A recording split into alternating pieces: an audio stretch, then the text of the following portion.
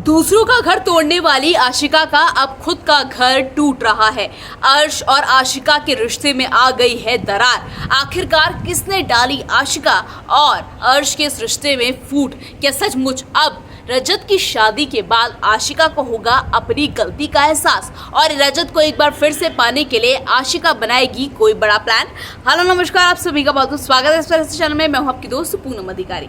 चलिए देर से ही सही, लेकिन आखिरकार आशिका को अपनी गलती का एहसास होने लग गया है। जी हाँ, स्टार प्लस की सीरियल गुम है किसी के प्यार है में दिखाया गया कि किस तरह से जब रजत आशिका को सुनाता है कि कम से कम मैंने सभी से शादी तो की, कम से कम मैंने सभी को एक पत्नी का दर्जा तो मिला, लेकिन अर्श इतने टाइम तक तुम्हारे साथ है, लेकिन ना ही उसने तुम्हें अपनी पत्नी का दर्जा दिया है और ना ही तुम दोनों दुनिया की नज़र में दोस्त हो। तुम क्या बनकर रह गई हो उसकी? रजत के सवाल ने कहीं ना कहीं आशिका को बहुत ज़्यादा परेशान कर दिया और यही वजह है कि रजत और आशिका के बीच में यही वजह है कि कहीं ना कहीं रजत और आशिका के साथ साथ रजत और आशिका का झगड़ा था, लेकिन अब आशिका और अर्श के बीच में भी जो मन मुटाव है बहुत ज़्यादा बढ़ गया है, झगड़ा बहुत ज़्यादा बढ़ गया है। आशिका ने साफ कहा कि अर्श तुम सिर्फ और सिर्फ मेरा इस्तेमाल कर रहे हो, लेकिन इस वक्त अर्श के दिमाग में ना आशिका चल रही है और ना ही उसका बिजनेस चल रहा है। अर्श के दिमाग में इस वक्त सिर्फ और सिर्फ है कि सही को किस तरह से दोबारा से वो हासिल करे, दोबारा से कैसे रजत से छीन ले।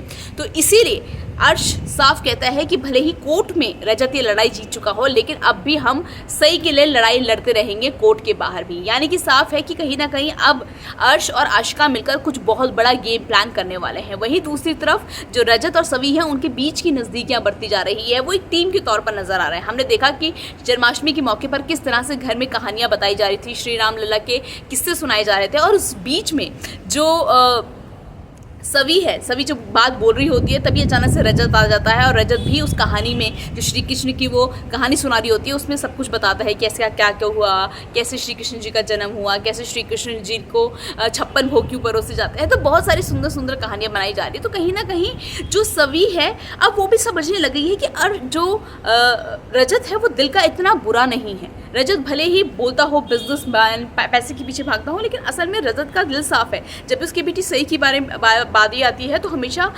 जो रजत है वो एक बाप के तौर पर सोचता है। लेकिन अभी ना सभी को पता है और ना ही रजत को पता है कि अर्श क्या करने वाला है। अर्श बोलने वाला है कि ये सही उसकी और आशिका की बेटी है, और उसके बाद सभी कैसे रजत को संभालेगी या सभी और रजत क्या फैसला लेंगे, इस पर देखना ये दिलचस्प होगा देखना। फिलहाल आपकी इस पूरी वीडियो को लेकर क्या राय है, आपको क्या लगता है सीरियल में आगे क्या कुछ ट्विस्ट आने वाले हैं, वो सब बताने के लिए नीचे कमेंट बॉक्स में बताइएगा। वीडियो को लाइक शेयर, चैनल को सब्सक्राइब करना मत भूलिएगा।